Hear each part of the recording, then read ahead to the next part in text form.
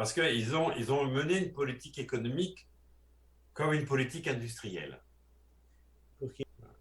Alors, le problème, c'est que vous pouvez, avec des mesures qui sont positives, bien sûr, augmenter le pouvoir d'achat des personnes, et en particulier de ceux qui sont plus pauvres, mais ça ne Exatamente. suffit pas. Mais Mas isso cela é ne suffit pas, parce que si parallèlement à l'augmentation du revenu, il y a une détérioration des conditions d'accessibilité, alors ce que vivent les gens, ce n'est pas un progrès, c'est une régression. Donc, le pouvoir d'achat, ce n'est pas simplement le salaire qu'on reçoit, c'est le rapport avec les dépenses obligatoires.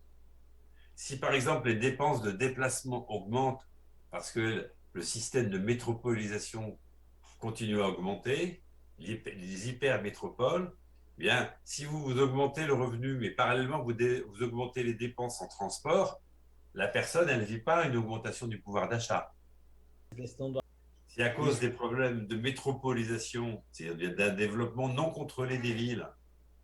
é a Derrière, questão il y a de da derrière, il y a de metropolização. l'insécurité qui se met en place. Ce que vivent les gens, c'est l'insécurité, ce n'est pas l'augmentation du pouvoir d'achat. Vous voyez, vous pouvez avoir une politique nationale sur les questions de revenus, mais dès qu'on est dans les autres dimensions d'accessibilité des services, ben on est obligé de revenir à la spécificité des territoires.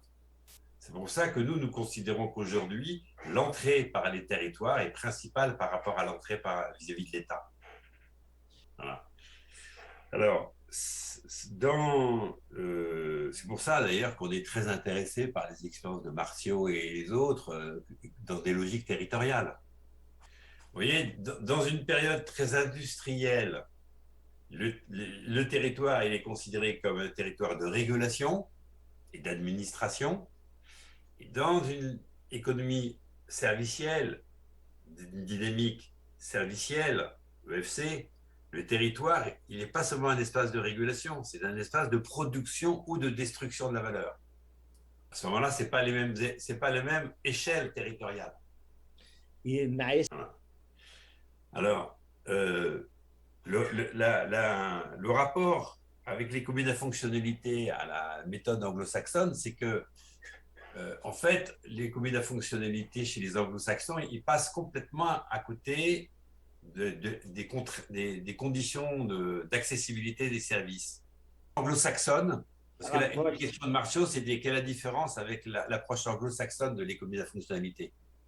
Alors, hein, c'est exactement ce que tu viens de dire, Chiquino, c'est-à-dire que les anglo-saxons, ils parlent d'économie de la fonctionnalité, mais ils ne parlent pas de coopération. Voilà. Leur économie de la fonctionnalité... Tu comprends très bien les Portugais, au moins si je parle. Il va falloir que je me parle mieux, ouais. La capacité de progrès est très importante.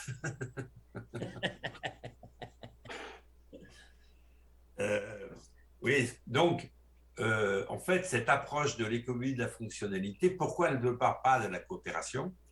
Parce qu'elle ne parle pas des conditions d'accessibilité au service.